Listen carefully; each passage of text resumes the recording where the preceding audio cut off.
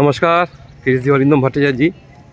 আজকে মধ্যপ্রদেশের উজ্জয়িনীতে মহাকালেশ্বর মন্দির। দিনটা খুব স্পেশাল।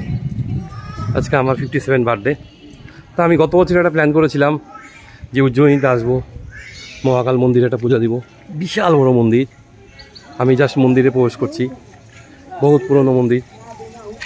আমি মন্দিরে ঢুকছি, অসাধারণ জায়গা। মহামৃত্যুঞ্জয় মন্ত্র চলছে, বিরাট মন্দির। কালকে ধূপগুড়ি থেকে বাগডোগরা থেকে এয়ার ইন্ডিয়ার ফ্লাইটে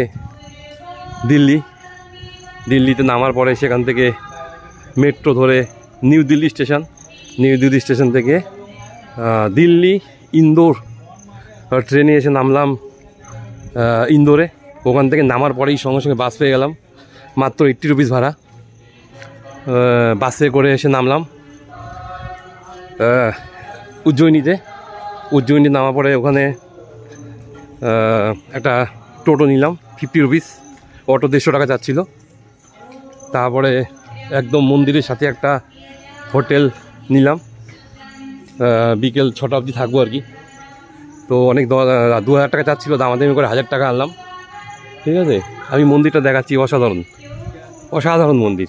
মানে আমি খুব লাকি যে আজকে আমার 57 বার্থডেতে আমি এখানে আসতে পেরেছি। এটা সবই মহাকালেশ্বরের দয়া। তো আমার মনে হয় যে আমরা যেরকমভাবে কর্ম করি না, তার পাশাপাশি একটু ধর্মের দিকে একটু নজর দেওয়া উচিত। কারণ কিন্তু লাইফ কিন্তু ওয়ান টাইম। ঠিক আছে, আপনার হাতে কিন্তু কিচ্ছু নেই। হ্যাঁ, বহু লোক কর্ম করে যাচ্ছে, রেজাল্ট পাচ্ছে না। আবার কিছু লোক অল্প কর্ম করছে কিন্তু রেজাল্ট পেয়ে যাচ্ছে। কিছু তো একটা ব্যাপার আছে। আর 60 বছরের জীবনে মাত্র 7 বছর ইফেক্টিভ ইয়ার। তো এর মধ্যেই চলতে হবে, এটাই জীবন, এই জিন্দেগি হয়। তো আমি মন্দিরের দিকে যাচ্ছি, অনেকটাই রাস্তা। অসাধারণ স্থাপত্য।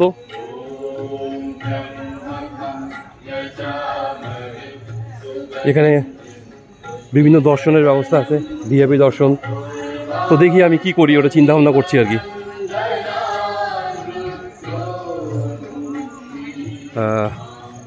জয় মহাকাল। আবার দেখা হবে অন্য কোথাও। নমস্কার।